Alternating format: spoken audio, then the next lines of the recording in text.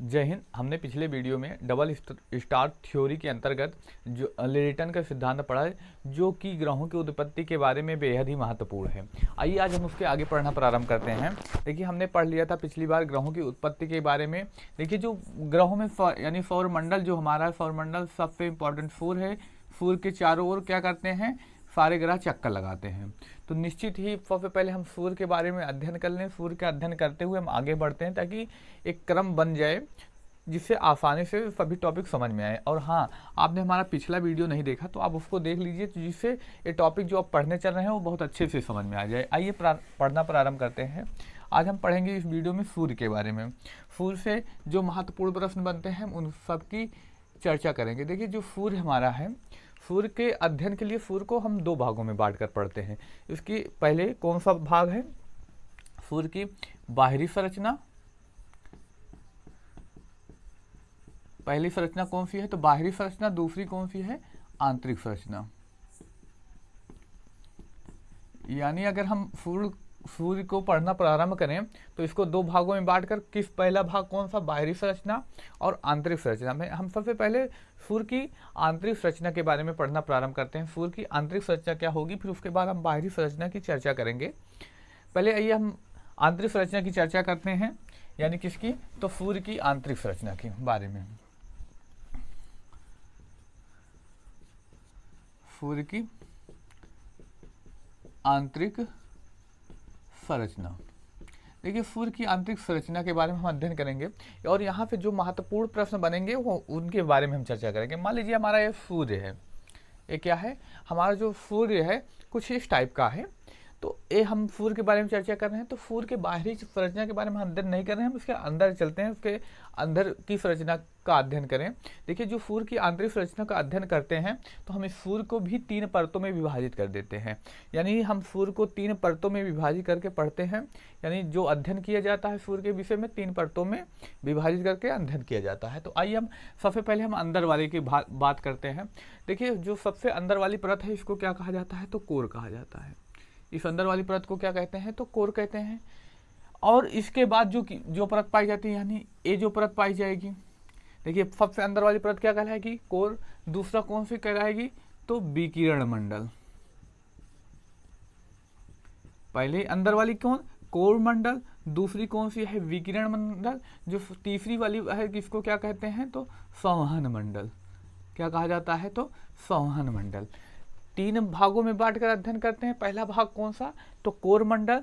दूसरा विकिरण मंडल, और तीसरा कौन सा है, संवहन मंडल। आइए सबसे पहले हम कोर मंडल के बारे में चर्चा करते हैं। किसके बारे में, कोर मंडल के बारे में। देखिए, कोर मंडल में क्या होता है, तो यहाँ पर नाभिकीय संलयन की प्रक्रिया होती है। आप लोगों पढ़ चुके हैं नाभिकीय संलयन की प्रक्रिया का क्या होती है। देखिए, जितने भी तारे होते हैं, सूर्य एक तारा है, तो जितने भी तारे होते हैं उनमें यह प्रक्रिया होती है। हमने चर्चा भी कर रखी है, जब हम क्या है तारों के बारे में पढ़ रहे थे तब हमने चर्चा भी की इस संदर्भ में। अभी भी हम यहाँ संदर्भ करते हैं। जो नाभिकीय संलयन की प्रक्रिया होती है कहाँ पर होती है, तो कोर भाग में होती है। कहाँ पर, नाभिकीय संलयन। जो नाभिकीय संलयन की प्रक्रिया होती है कहाँ पर होती है, कोर भाग में होती है। ये नाभिकीय संलयन की प्रक्रिया क्या होती है, देखिए इसमें क्या होता है, हाइड्रोजन से हीलियम का निर्माण होता है। और ध्यान दीजिएगा, जो सूर्य है, सूर्य में कितने परसेंट, तो 74% हाइड्रोजन पाया जाता है। कितने परसेंट, तो 74%, जबकि 25% हीलियम पाया जाता है। 74% हाइड्रोजन, जबकि 25% हीलियम। अब बचते हैं 1% में अन्य गैसें भी पाई जाती हैं। हालांकि यहाँ से प्रश्न नहीं पूछता, यही नाभिकीय संलयन से पूछा जाता है। तो नाभिकीय संलयन क्या, कौन सी प्रक्रिया है, तो सूर्य को जो ऊर्जा प्रदान होती है, सूर्य यानी जितने भी स्टार्स यानी जितने भी तारे होंगे उनको भी ऊर्जा कहाँ से प्राप्त होगी, तो नाभिकीय संलयन की प्रक्रिया के द्वारा। इसमें क्या होता है, हाइड्रोजन मिलकर हीलियम का निर्माण करते हैं, जिससे हीलियम के रूप में क्या होता है, ऊर्जा उत्पन्न होती है। अब बताइए यहाँ पर क्या हो रहा है, कोर मंडल में तो ऊर्जा उत्पन्न हो रही है। जहाँ पर ऊर्जा उत्पन्न होगी क्या होगा, वहाँ का तापमान ज़्यादा होगा। जैसे हम ठंडियों में अलाव यानी आग जलाकर लकड़ियों को जब हम वहाँ पास बैठते हैं तो आग के पास क्या होता है, उसका तापमान ज़्यादा होता है, जबकि दूर जाते हैं तो तापमान कम होता है। तो यहाँ पर बताइए नाभिकीय संलयन की प्रक्रिया के द्वारा ऊर्जा उत्पन्न हो रही है। ऊर्जा किस रूप में? ज्वालाओं के रूप में आग उत्पन्न हो रही है। तो यहाँ पर टेम्परेचर क्या होगा? तो यहाँ का तापमान बहुत ज़्यादा होगा। और यहाँ का तापमान कितना होता है? कोर वाले भाग का तापमान 1 मिलियन, कितना? तो माफ कीजिएगा 15 मिलियन डिग्री सेल्सियस होता है। इस कोर वाले भाग का कितना तापमान? तो 15 मिलियन डिग्री सेल्सियस होता है। अगर इसको हम लाख में कन्वर्ट करें तो 150 लाख डिग्री सेल्सियस होता है। आप सोच सकते हैं कितना ज़्यादा होता है इसका तापमान। बस कहाँ पर? कोर मंडल में। किस वजह से? क्यों? क्योंकि यहाँ पर नाभिकीय संलयन की प्रक्रिया हो रही है। या कौन सी प्रक्रिया है? तो ऊर्जा उत्पन्न करती है। ऊर्जा किस रूप में? तो ज्वालाओं के रूप में। जब जहाँ ज्वालाएं होंगी यानी जहाँ पर आग होंगी वहाँ पर क्या होगा? वहाँ का टेम्परेचर अधिक होगा, तापमान क्या होगा? तो अधिक होगा। तो यहाँ पर तापमान अधिक होगा। कितना अधिक होता है? तो 15 मिलियन डिग्री सेल्सियस होता है। किस भाग का? तो कोर भाग का। अब याद भी रखिएगा, जब तापमान अधिक होगा तो गैसें किस अवस्था में पाई जाएंगी? तो प्लाज्मा अवस्था में। जब क्या होगा? तापमान अधिक होगा, गैसें प्लाज्मा अवस्था में पाई जाएंगी,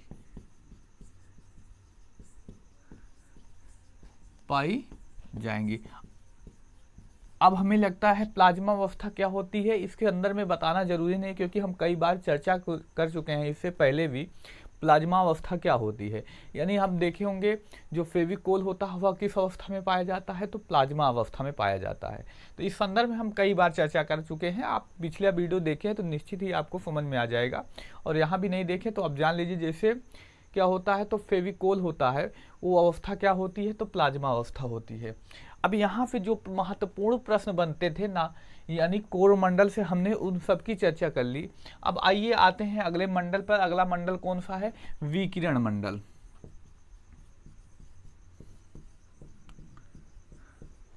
देखिए विकिरण मंडल, पता नाम से ही पता चल रहा है। यहाँ विकिरण यानी यहाँ पे क्या होता होगा? किरणें निकलती होंगी। यानी जितनी भी किरणें निकलती हैं किस मंडल से निकलती हैं? तो विकिरण मंडल से ही निकलती हैं। और विकिरण मंडल से सबसे महत्वपूर्ण कौन सी किरण है? तो गामा किरणें। सबसे पहले हम इसकी चर्चा करें। देखिए गामा किरणें क्या होती है?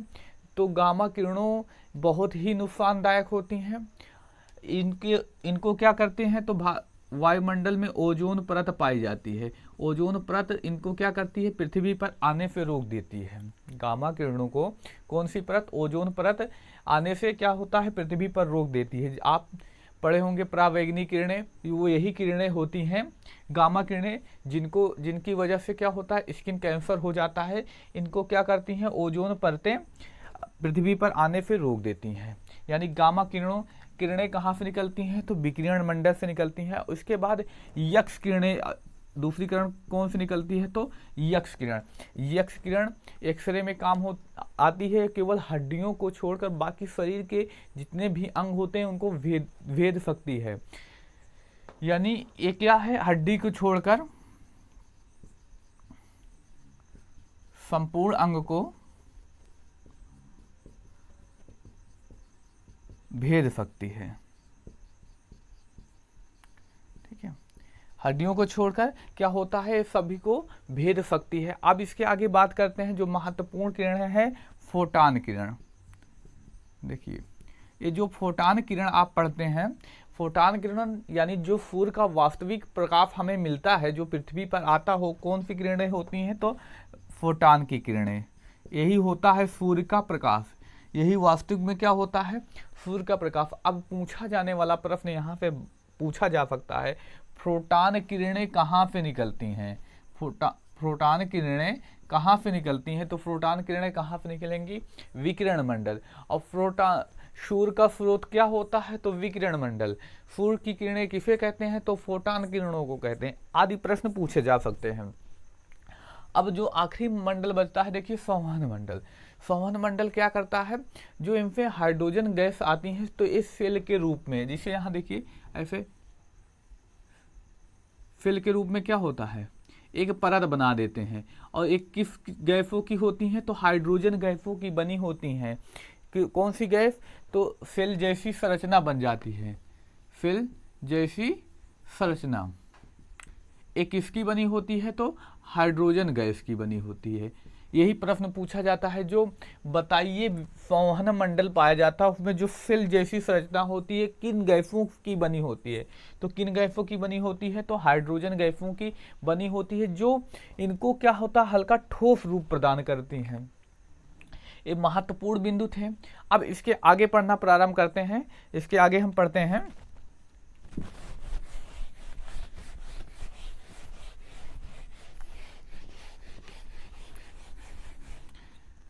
देखिए यहाँ पर सूर्य पाया जाता है, सबसे अंदर वाली परत कौन सी है, कोर, इसको इंग्लिश भाषा में भी कोर कहते हैं। अगला कौन सा है, विकिरण मंडल। इसके बाद कौन सी है, संवहन मंडल। अब इसकी आंतरिक संरचना के बारे में हम पृथ्वी के दृश्य से भी पढ़ लें। यहाँ पर हमारी क्या पाई जाती है, तो पृथ्वी पाई जाती है। अब देखिए पृथ्वी के संदर्भ में चर्चा करते हैं। देखिए कभी कभी ऐसा होता है कि जो कोर है, कोर में अचानक से बहुत ही ज़्यादा ऊर्जा उत्पन्न हो जाती है। क्या कभी कभी क्या अधिकतर होता रहता है, यहाँ पर अचानक से क्या हो जाता है, बहुत सारी क्या होती हैं, ऊर्जाएं उत्पन्न हो जाती हैं। बहुत सारी क्या उत्पन्न हो जाती हैं, तो ऊर्जा उत्पन्न हो जाती है। आइए इसके बाद आगे चर्चा करते हैं। देखिए जब ये ऊर्जा उत्पन्न होती है ना, तो इसमें क्या होता है, इसमें से जो ज्वालाएं निकलती हैं, जो इसकी ऊर्जा होती है बाहर आ जाती है, ऐसे बाहर आ जाती है, ये चारों तरफ चली जाती है, इधर भी जाती है। अब ठीक है, तो इधर ज्वालाएं बाहर चली जाती हैं, बाहर चली जाती हैं ऐसे। तो देखिए कुछ ज्वालाएं ऐसी होती हैं जो बहुत ही ज़्यादा टेम्परेचर वाली होती हैं, बहुत ज़्यादा तापमान वाली होती हैं, वो तो अंतरिक्ष में दूर तक चली जाती हैं, यानी ब्रह्मांड में क्या होता है, बहुत दूर तक चली जाती हैं। जबकि कुछ ऐसी होती हैं जो पुनः वापस लौट आती हैं।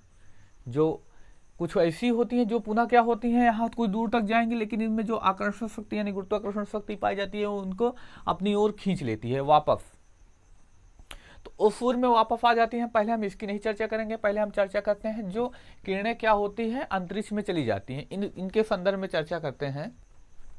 जो किरणें अंतरिक्ष में चली जाती हैं उनको क्या कहा जाता है, तो सौर ज्वाला कहा जाता है। सौर ज्वाला यानी हम ऊर्जा क्या, हम ज्वालाओं के रूप में ही निकलते हैं, तो हम ज्वाला ही कहेंगे। देखिए जो ज्वालाएं हैं कहाँ पर आ जाती हैं, जो अंतरिक्ष में आ जाती हैं उनको क्या कहा जाता है, तो सौर ज्वाला कहा जाता है। और इनका तापमान कितना होता है, तो 6000 डिग्री सेल्सियस, यानी जो इनका तापमान होगा उनका कितना होगा, तो 6000 डिग्री सेल्सियस। आप अंदाज़ा लगा सकते हैं अभी भी कितना ज़्यादा है। जो इसकी मतलब लपटें आ रही हैं, लपटें कहाँ, अंतरिक्ष में आ रही हैं, इनका तापमान कितना होता है, 6000 डिग्री सेल्सियस। अब जब ये बाहर आती हैं तो पृथ्वी को ये नहीं पता होता कि ये गलत है या सही है हमारे लिए। पृथ्वी के अंदर पाई जाती है गुरुत्वाकर्षण शक्ति, पृथ्वी के अंदर क्या होता है, गुरुत्वाकर्षण शक्ति पाई जाती है, जिस कारण ये इन ज्वालाओं को अपनी ओर आकर्षित करती हैं, यानी अपनी ओर खींचती हैं। तो देखिए पृथ्वी के इस वाले हिस्से से तो ये ज्वालाएं नहीं जा पाती, ये ट्रांसफर कर देती हैं ऊपर, कुछ ज्वालाएं ऊपर की ओर, कुछ ज्वालाएं नीचे की ओर। अब ये यहाँ से उत्तरी ध्रुव और दक्षिणी ध्रुव से थोड़ी बहुत ज्वालाएं आ जाती हैं, और इन ज्वालाओं को जो उत्तरी ध्रुव और दक्षिणी ध्रुव पर ज्वालाएं नजर आती हैं, इनको क्या कहा जाता है, तो अरोरा कहा जाता है। इनको भी अरोरा, इनको भी क्या कहा जाता है, तो अरोरा। और जो नीचे भी होती हैं उनको भी अरोरा कहा जाता है। ये उत्तरी ध्रुव और दक्षिणी ध्रुव पर एक फुलझड़ियों की भांति जलती हुई नजर आती हैं। देखिए जो अरोरा है यानी जो दक्षिणी ध्रुव पर पाई जाती है, तो इसको क्या कहते हैं, जो दक्षिणी ध्रुव पर पाई जाती है इसको अरोरा ऑस्ट्रियोलिस कहते हैं। क्या कहा जाता है, तो ऑस्ट्रियोलिस। जो दक्षिणी ध्रुव पर पाई गई इसको क्या कहा गया, तो अरोरा ऑस्ट्रियोलिस। जबकि जो ऊपर की ओर पाई गई उनको कहा गया अरोरा बोरियोलिस।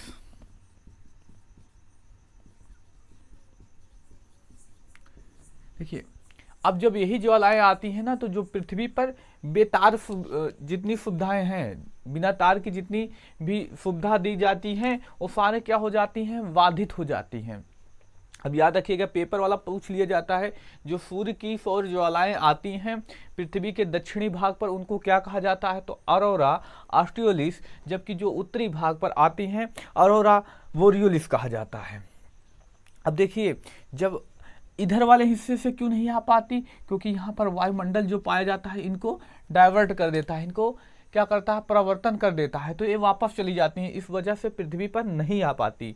अगर पृथ्वी पर ये आ जाती तो मतलब जनमानस के लिए बहुत ही नुकसानदायक होता, उनको उनका विनाश कर देती। इस वजह से क्या होता, वायुमंडल जो पाया जाता है उनको परिवर्तन कर देता है, यानी वो पुनः वापस चली जाती हैं। लेकिन उत्तरी ध्रुव और दक्षिणी ध्रुव पे आ जाती हैं। उत्तरी ध्रुव पर इन्हें अरोरा बोरियोलिस कहते हैं, जबकि इन्हें दक्षिणी ध्रुव पर अरोरा ऑस्ट्रियोलिस कहते हैं। अब देखिए, यूपीएससी में एक प्रश्न पूछा गया था विसरल, यूपीएससी ने पूछ लिया था प्रश्न विसरल किसे कहते हैं। अब बहुत ही कंफ्यूजिंग टाइप क्वेश्चन, विसरल मतलब जितने भी विद्यार्थी थे सोच में डाल दिया कि ये विसरल क्या होता है। देखिए, जब कोई दो चीजें टकराएंगी कुछ ना कुछ आवाज करेंगे, जैसे दो मार्कर है अगर टकराएंगे थोड़ा बहुत आवाज करेंगे, उसी प्रकार जब ये सौर ज्वालाएं कहाँ पर आती हैं, पृथ्वी पर, तो पृथ्वी पर आएंगी तो वायुमंडल पाया जाता है, तो वायुमंडल से टकराती हैं, टकराने पर जो आवाज उत्पन्न होती है उन आवाजों के क्या कहा जाता है, तो विसरल कहा जाता है। उन आवाजों को क्या कहते हैं, विसरल कहते हैं। आगे बात करते हैं। अब कुछ हमने चर्चा की थी, जो ज्वालाएं कुछ आ जाती हैं कुछ वापस चली जाती हैं। अब जो ज्वालाएं वापस जाती हैं इनका टेम्परेचर कितना होता है, तो इनका टेम्परेचर 1500 डिग्री सेल्सियस से 4000 डिग्री सेल्सियस तक होता है। अब देखिए, अगर आप कोई ऐसी लिखित परीक्षा दे रहे हैं तो वहाँ आपको ऐसे लिखना पड़ेगा कि इनका तापमान 15000 से कितना होता है, 4000 डिग्री सेल्सियस के मध्य होता है। लेकिन यहाँ पर अधिकतर बच्चे एसएससी या वनडे एग्जाम की तैयारी कर रहे हैं, तो निश्चित ही ध्यान दीजिएगा, इसमें यही ऑप्शन मिलेगा कितना, 1500 डिग्री सेल्सियस होगा किनका, जो किरणें वापस चली जाती हैं। अब हम पृथ्वी के संदर्भ में इन किरणों की चर्चा करें। देखिए, पृथ्वी के संदर्भ में अगर हम इसकी चर्चा करते हैं तो ये किरणें वापस चली जाती हैं, इसमें ज़्यादा प्रकाश होता है, तो ये पृथ्वी से देखने पर एक चमकीली दिखाई देती हैं, जबकि ये क्या होता है, धुंधली दिखाई देती हैं। ये चमकीली नजर आएंगी क्योंकि इनका तापमान ज़्यादा है, तो ये चमकीली नजर आती हैं, जबकि वापस लौटने लगती हैं, यानी तब तापमान कम होता है, और तापमान कम होने की वजह से ये धुंधली दिखाई देती हैं, जिस कारण इन्हें सौर कलंक कहते हैं। जो लौटती हुई किरणें हैं इनको क्या कहा जाता है, तो सौर कलंक कहा जाता है। इनको क्या कहते हैं, तो सौर कलंक। ये महत्वपूर्ण बिंदु थे जो प्रश्न बन सकते थे सूर्य की आंतरिक संरचना से, हमने उनकी चर्चा की। अब हम अगले वीडियो में चर्चा करेंगे सूर्य की बाहरी संरचना के बारे में। उम्मीद करते हैं आप लोगों को यह वीडियो बहुत अच्छे से समझ में आया होगा। हर एक टॉपिक आपको बहुत अच्छे से समझाया गया है। अगर आप लोगों को यह टॉपिक समझ में आया है तो अपने मित्र भाई बहन में शेयर कीजिए, और हाँ, आप लोग भी नए हैं तो हमारे चैनल को सब्सक्राइब कीजिए। मिलते हैं अगली क्लास में, हम पढ़ेंगे उस क्लास में सूर्य की बाहरी संरचना के बारे में। धन्यवाद, जय हिंद।